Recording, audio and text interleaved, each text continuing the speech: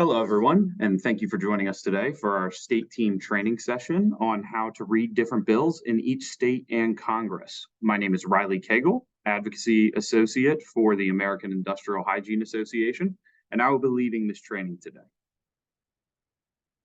Before we get deep into the training, I would like to do an overview of what we are going to learn today. You're going to be learning how to read state bills by being able to identify what language is new and what language is old or existing. Being able to discern the difference between these two will enable you to quickly identify what is relevant in a bill you are looking at, resulting in less time spent on each bill you look at. We will also take a look at how each state identifies deleted text in a bill so you can fully understand everything that is being changed in each bill. Lastly, we will look at federal bills as well. Remember that each state writes their bills a little differently than others, but some states share commonalities. We have grouped the states together by category, and with that in mind, let's dive right in. The first new language practice that a majority of states use is underlining. You can see I included an example in the slide. It's simple and easy to identify in bills. 36 states use this style to identify new language. There are only 14 states that do not use underlining, and they are as follows: Missouri, Indiana, Oregon, Michigan, California, Kansas, New Hampshire, Nevada, New York, Colorado, Maryland, Arizona, Massachusetts, and Tennessee. If your state is not on this list, then your state underlines new language in their bills. You may notice that Kentucky had an asterisk next to it. This is because they underlined their new language, but they also bold their new language in addition to underlining it. Here we can see an example from a bill from West Virginia. On the left side of the bill, you will see numbers. These are line numbers. Between lines 11 through 14, we see our underlined text, which is the text that is being added to existing law. All of the text that is not underlined is existing law currently. In this case, the language is adding not-for-profit hospitals based in a health program authorized by a West Virginia council, and it is adding public baccalaureate institutions that meet certain criteria to the definition of an eligible institution. Here we can see another example of a bill from Kentucky. You can see that the section bulleting has changed between lines 4 and 16, and that it makes a technical change, adding "or" to the subsection list at the end of line 12. Technical changes like this are extremely common in bills in order to fix previous mistakes. One word can change the entire meaning of a bill, so all bills are meticulously scrutinized by the legal counsels of state legislatures before entering the legislative process. However, sometimes mistakes are made and corrections must be made accordingly. The next new language practice we could see a state use is the bold text style. 4 states use this style, including Missouri, Indiana, Oregon, Michigan, and Michigan. Here we see 2 bills. The one on the left is from Missouri, and the one on the right is from Indiana. In the Missouri bill, between line 188 through line 196 is where we find our new text in bold. In this case, the bill is adding another group of people to the eligibility for state Medicaid. On the right, we see the Indiana bill, and the bold text at the very beginning and in the middle of the page is where our new language is. In this case, the Indiana bill is outlining actions that charter schools and private schools may take in regard to school safety. In both examples, the text that is not bold is existing law. There are multiple states that use italics. There are also multiple states that use italics and colors to identify new text. The states that only use italics are California, Kansas, and New Hampshire. The states that use colors and italics are Nevada, which uses blue, and New York, which uses green. You might notice that New Hampshire and New York have an asterisk. This is because New Hampshire uses bold and italics to signify new language, and New York uses italics, underlining, and colors to signify new language. Here we see 2 bills. The one on the left is from California. The one on the right is from New York. In the California bill, we can see between line 22 through line 29, the new text being added. In this case, the bill is directing the State Department of Education to submit a report to the legislature with data on heating and cooling systems in schools. In the New York bill on the right, we can see the green text that is underlined. While it may not look as if the text is in italics, the New York State Legislature maintains that their new text is in italics. In this case, the bill is directing agencies and offices with jurisdiction over state parks to create a program titled the Check Out New York Pass. Two states use capital letters to indicate new language. They are Maryland and Colorado. You will notice they both have an asterisk next to them. For Maryland, it is because they use capital letters, underlining, and bold to signify new language. For Colorado, we have a dedicated slide for that later in the presentation because there are multiple unique styles Colorado uses to denote very specific things in their legislation. On the left, we see a bill from Maryland, and the new text is very clearly defined between lines 4 and 19.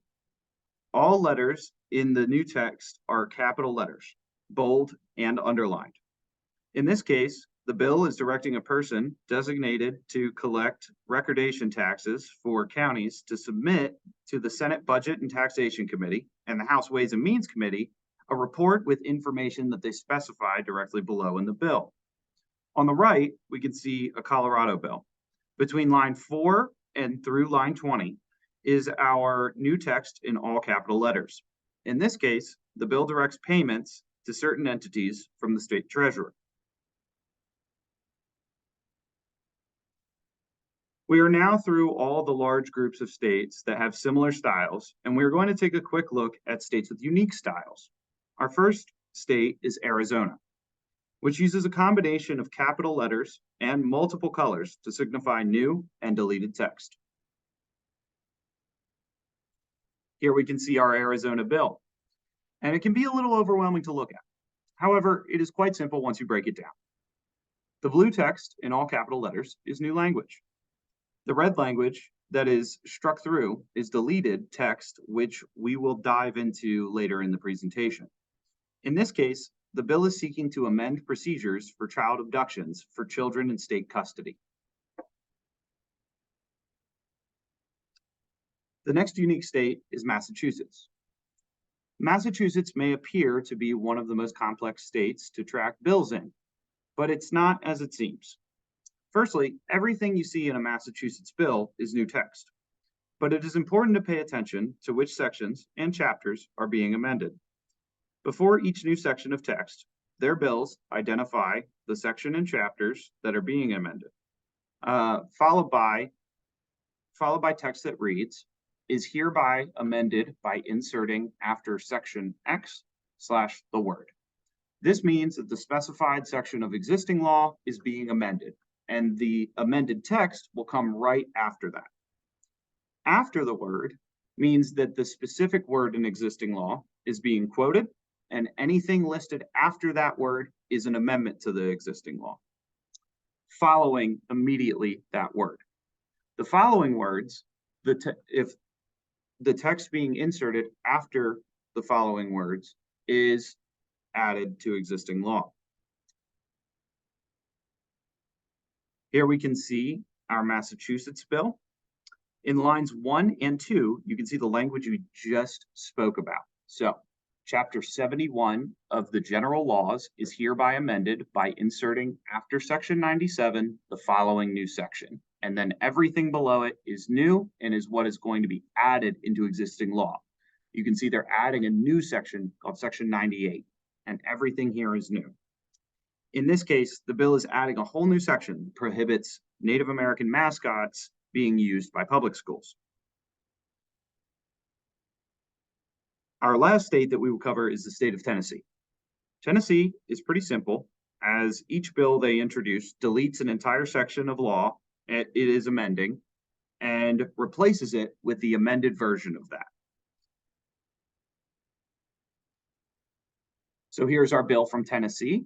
And as you can see at the top of the bill, they are deleting Title 53, Chapter 7, Part 2, and inserting the new Title 53, Chapter 7, Part 2 below. So in theory, everything in a Tennessee bill is new.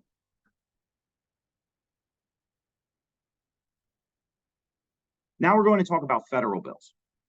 Federal bills have a unique style that is most closely resembled by Massachusetts. However, it is a little more simplified. If a federal bill begins with the words "in general," it means that the language that follows is brand new and not an amendment to current law.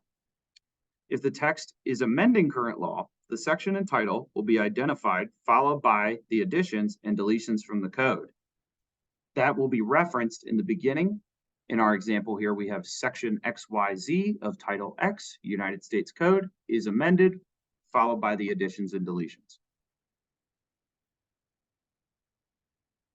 By striking out indicates a deletion from existing code.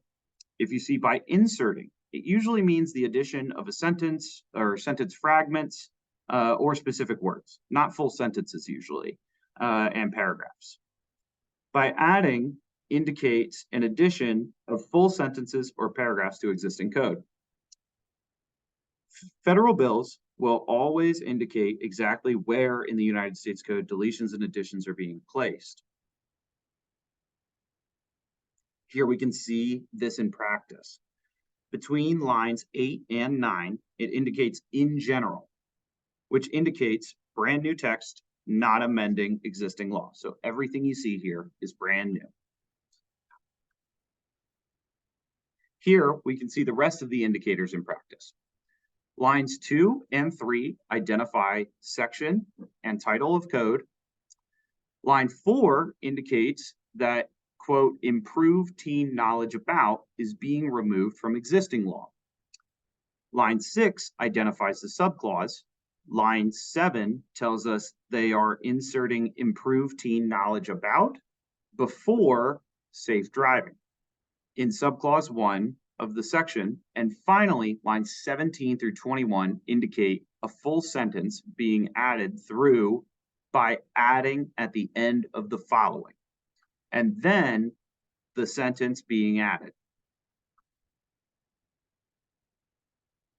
We will now cover deleted text styles, starting with the largest group who use strike-throughs. 40 states use this style. There are 10 who do not. Those 10 are Tennessee, Massachusetts, Oregon, New York, New Jersey, Nevada, Maryland, Connecticut, Alaska, and Pennsylvania. You may notice that Maryland has an asterisk. This is because Maryland uses 2 different deletion styles to signify very different things. If a text in a Maryland bill is in brackets, which we'll see upcoming in the presentation a few slides from now, it is language that is being deleted from existing law.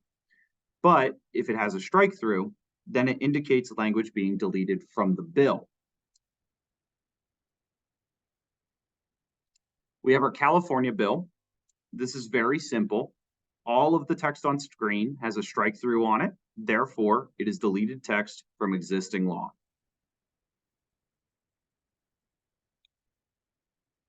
Eight of the 10 states that do not use strike-throughs use brackets. Those states are Pennsylvania, Maryland, New Jersey, Alaska, New York, Nevada, Oregon, and Connecticut.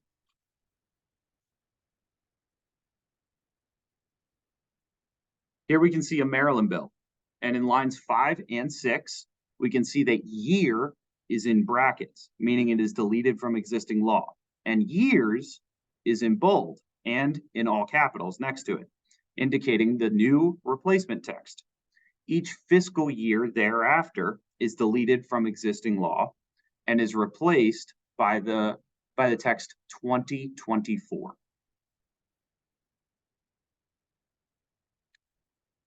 Massachusetts indicates deleted text by identifying the chapter and section numbers, like we saw earlier, but it is followed by the text "is hereby amended" by striking out, then the line number, then the text. Tennessee deletes a whole section and substitutes it with all new text. Our final state that we're going to cover is Colorado. Colorado is unique in its process. If text is shaded, it is a House amendment. Double underlining indicates a Senate amendment. Capital letters indicate new text being added to existing law. And finally, strike-throughs in words indicate deletions from existing law.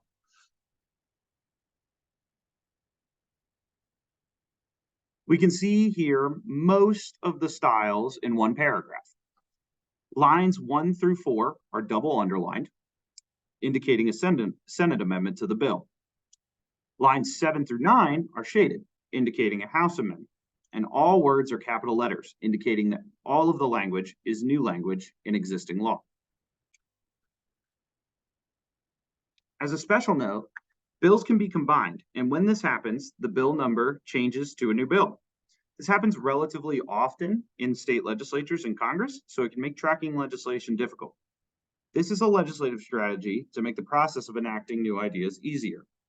If a bill's ideas are a part of a large omnibus bill, it is more likely to pass because cross-party leadership negotiations can keep those ideas in the bill, especially non-controversial ideas. That is it for our lesson today. I hope you found this informative, and if you have any questions on the material presented today, please don't hesitate to reach out to me. My email and direct line are listed here.